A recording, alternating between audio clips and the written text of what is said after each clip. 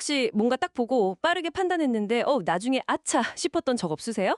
아니면 또 어떤 문제는 막 머리 쏴매고 한참 고민해야 겨우 답이 나오고 우리 안에 이런 다른 생각 방식이 같이 있다는 건데요. 오늘 저희가 바로 이 부분을 좀 깊게 파고들려고 합니다.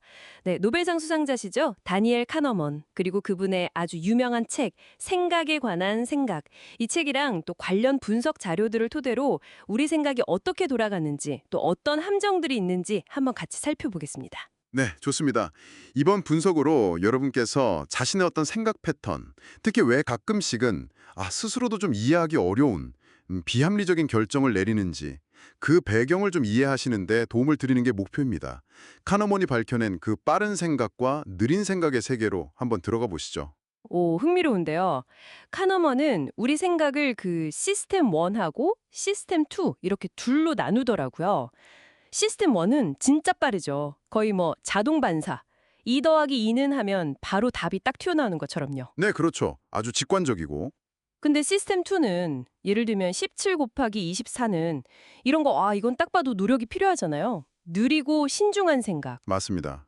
근데 재밌는 게 이 시스템 2가 생각보다 에너지를 아끼려고 한다. 약간 게으르다는 표현이 있더라고요. 그게 좀 눈에 띄었어요. 네, 바로 그 게으름이 어떻게 보면 핵심일 수 있습니다. 시스템 1이 물론 빠르고 효율적이긴 한데 이게 정확성보다는 속도를 우선시하다 보니까 휴리스틱이라는 정신적 지름길을 자주 사용하거든요. 아, 휴리스틱이요? 지름길. 네. 그러다 보니까 여러 인지 편향, 그러니까 생각의 오류에 빠지기가 쉬워지는 거죠. 예를 들어 보내주신 자료에도 있었지만 뭐 뉴스에서 비행기 사고 소식 딱 접하면 갑자기 비행기 타는 게 통계적인 위험보다 훨씬 더 위험하게 느껴지고 이런 거요. 아, 네네. 가용성 휴리스틱 말씀이시죠? 네, 맞습니다.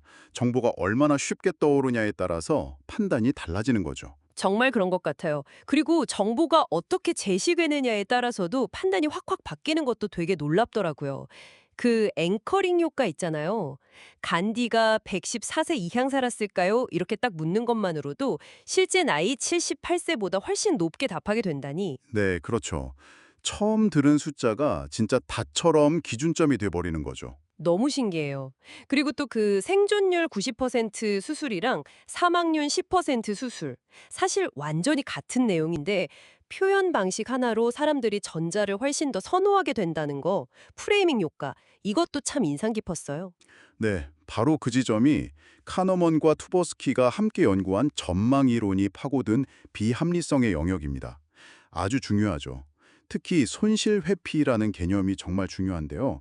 이게 뭐냐면 사람들은 같은 크기의 이익에서 얻는 기쁨보다 손실에서 느끼는 고통을 거의 뭐 2배 정도 더 크게 느낀다는 거예요. 아, 두 배나요? 10만 원 얻는 기쁨보다 10만 원 잃는 게 훨씬 아프다 이런 거군요. 정확합니다. 그러니까 우리는 어쩌면 더 나은 선택지가 있어도 괜히 손해볼까 봐 그냥 현재 상태를 유지하려는 경향을 보이는 거죠.